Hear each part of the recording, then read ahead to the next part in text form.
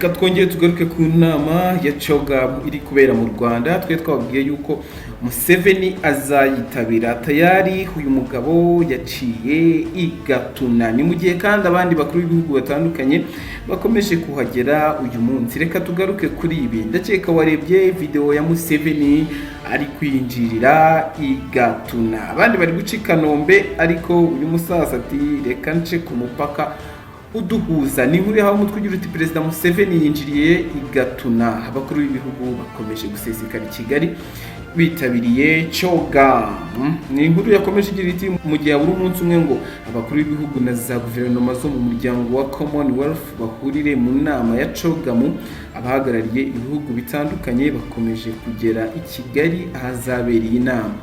Iyi nama y'abakuru b'ibihugu na za guverinoma iteganyijwe kuwa gatanu tariki ya 24 Kamena 2022, igiye kuba nyuma y'izindi z'amahuriro atandukanye agize Commonwealth zimaze iminsi ziba. Imirimo ya CHOGM yanzitse ku cyumweru tariki ya 19 Kamena 2022 ibimburirwa n'inama y'ihuriro rya mbere ari ryo ry'urubyiruko rigize uyu muryango. Ku munsi wakurikiyeho hatangijwe ku mugaragaro ihuriro ry'abagore ryanitabiriwe na Madamu Jeannette Kagame ndetse n'umunyamabanga mukuru wa Commonwealth Patricia Scotland n'abandi batandukanye bahagarariye imiryango mpuzamahanga n'ibihugu byabo. Mu zindi nama z'amahuriro zabaye harimo iry'ubucuruzi by'abagize Commonwealth byatangijwe kuwa kabiri tariki ya 21 Kamena 2022 muri Kigali Conference and Exhibition Village KCEV, ndetse n'ihuriro rigamije kwiga ku iterambere ry'abaturage ryabereye muri Marriott Hotel. Biteganyijwe ko aya mahuriro yose yabaye agomba gufata imyanzuro itandukanye bikazagezwa ku nama y'abakuru b'ibihugu izatangira kuwa 25 Kamena 2022. Mu gihe habura amasaha make ngo iyi nama itangire, abanyacyubahiro batandukanye bamaze kugera mu Rwanda. Perezida Museveni yinjiriye Igatuna. Perezida wa Uganda Yoweri Kaguta Museveni niwe numwe mu bakuru b'ibihugu bamaze gukandagira ku butaka bw'u Rwanda. Mu gitondo cyo kuri uyu wa kane nibwo yageze ku mupaka wa Gatuna uhuza u Rwanda na Uganda, aho arava yerekeza mu mujyi wa Kigali. Kuri uyu mupaka wa Gatuna, Perezida Museveni yakiriwe na Minisitiri w'ibikorwa remezo mu Rwanda Dr. Ernest Nsanzimana ndetse na Anne Kansime wungirije ambasaderi wa Uganda mu Rwanda. Abinyujije kuri Twitter mu masaha yo mu gitondo nibwo Perezida Museveni yatangaje ko afashe urugendo rwa kajugujugu rumujyana mu Rwanda. Uganda yinjiye muri Commonwealth mu mwaka w'1962 nyuma yo kubona ubwigenge, kuko mbere yakolonizwaga n'Ubwongereza.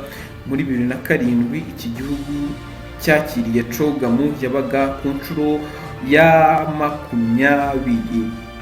Mu bandi bakuru b'ibihugu bageze mu Rwanda harimo Boris Johnson, Minisitiri w'Intebe w'Ubwongereza, n'umwe mu banyacyubahiro bamaze kugera mu Rwanda. Yakiriwe ku kibuga cy'indege cya Kigali na ambasaderi w'Ubwongereza mu Rwanda Omar Dale n'umunyamabanga wa leta muri Minisiteri y'Ububanyi n'Amahanga ushinzwe umuryango wa Afurika y'Uburasirazuba Professor Nshuti Manase. Boris Johnson yageze ku kibuga cy'indege cya Kigali mu gitondo cyo kuri uyu wa kane tariki ya 23 Kamena 2022. Akigera mu Rwanda, Boris Johnson yavuze ko iyi nama izaba umwanya wo kuganira ku bibazo byugarije isi birimo inzara n'imihindagurikire y'ibihe ndetse n'amahirwe yo kwagura ubucuruzi Ubwongereza bukorana n'ibihugu byo muri uyu muryango.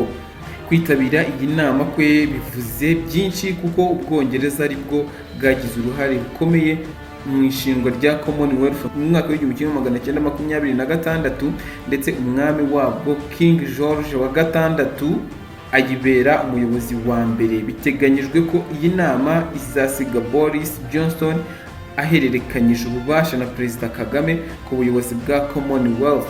Boris Johnson yageze mu Rwanda akurikira igikomangoma cya Wales mu bwami bw'Ubwongereza Charles wageze mu Rwanda mu ijoro ryo kuwa kabiri. Perezida wa Nigeria Muhammad Buhari yageze mu Rwanda mu ijoro ryo kuri wa gatatu ku kibuga cy'indege mpuzamahanga cya Kigali. Yakiriwe n'abayobozi bo mu Rwanda batandukanye bayobowe na Minisitiri w'Ubutabera akaba n'intumwa nkuru ya leta y'u Rwanda Dr Emmanuel Ugirashebuja. Nigeria ni kimwe mu bihugu bya Afurika bimaze igihe biri mu muryango wa Commonwealth kuko yayigezeho mu mwaka w'1960 ndetse mu mwaka w'2003 ubwo iki gihugu cyayoborwaga na Olusegun Obasanjo cyagiriwe icyizere cyo kwakira inama ya CHOGM. Abandi baperezida bageze mu Rwanda harimo Nana Akufo-Addo, uyu ni perezida wa Ghana, nawe yaraye ageze mu mujyi wa Kigali mu ijoro ryo kuwa gatatu tariki ya 22 Kamena 2022 ku kibuga cy'indege. Yakiriwe n'umujyanama wa Perezida Kagame mu by'ubukungu François Gatera ndetse n'umunyemari Karera Denis. Ghana yemerewe kwinjira mu muryango wa Commonwealth mu mwaka w'1957. Umuyobozi w'ikirenga wa Brunei nawe ari i Kigali. N'umuyobozi w'ikirenga wa Brunei akaba na Minisitiri w'Intebe w'iki gihugu Hassanali Bolikia Abino Omari Ali Saifuddin wa gatatu nawe yageze i Kigali. Ku kibuga cy'indege yakiriwe na Minisitiri w'Ububanyi n'Amahanga w'u Rwanda Dr Vincent Biruta. Brunei ni kimwe mu bihugu byo muri Aziya byahoze biri munsi y'ubuyobozi bw'Ubwongereza. Yabonye ubwigenge mu mwaka w'1984 ndetse ihita yinjira muri Commonwealth. Ibi gihugu cya 49 kigeze muri uyu muryango. Hassanali niwe muyobozi wa 29 w'ikirenga w'iki gihugu kuva mu mwaka w'1967.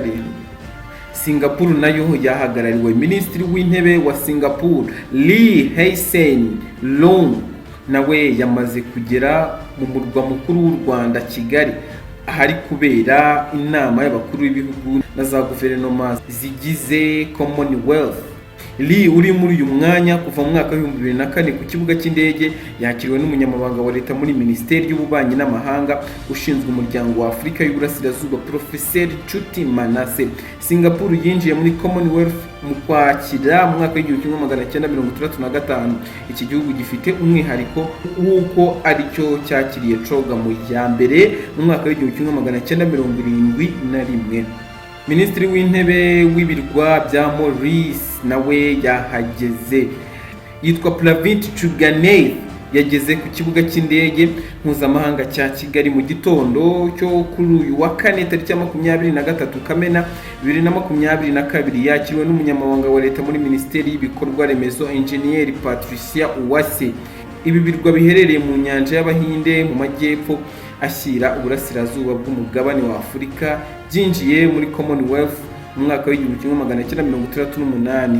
Ibi birwa nibyo byagombaga kwakira CHOGM yabaye mu mwaka w'2015 ariko biza kwamburwa aya mahirwe kubera ko bititabiriye inama ya Commonwealth yabereye muri Sri Lanka. Byatumye hafatwa icyemezo cy'uko iyi nama ibera mu birwa bya Malta. Platin ni Minisitiri w'Intebe w'ibirwa bya Maurice kuva mu mwaka w'2017.